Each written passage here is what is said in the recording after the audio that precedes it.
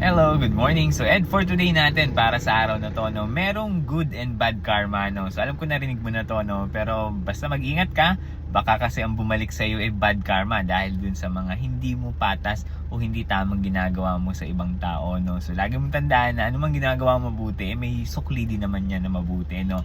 Hindi mo nga lang alam kung kailan ibabalik sa iyo, no. Basta merong sukli yan, no.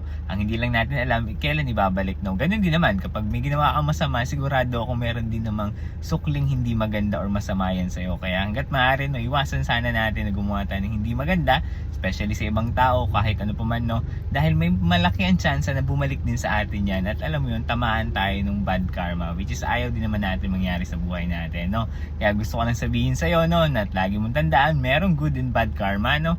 Alin man sa dalawang pwedeng tumama sa'yo or something, no, sana lahat good karma, no. Kung meron man bad karma, sana hindi naman ganun kadami, no. Kaya hanggat maaari, ugaliin natin na maging mabuting tao tayo, no. Kahit mahirap, sikapin pa rin natin. Alam ko hindi naman tayo perfect, lahat naman tayo merong mga lapses, pagkakamali, no. Pero hanggat maaari, sana naman hindi naman majority, puro pagkakamali na lang, okay? So yun lang yung gusto kong bigyan ng personal payat, personal opinion sa araw to. Kung nagugustuhan mo yung mga content ko, huwag mo kalimutan like and follow ko sa Facebook, i-follow mo ako sa TikTok, at syempre mag-subscribe ka na rin sa YouTube ko. Yun lamang, salamat!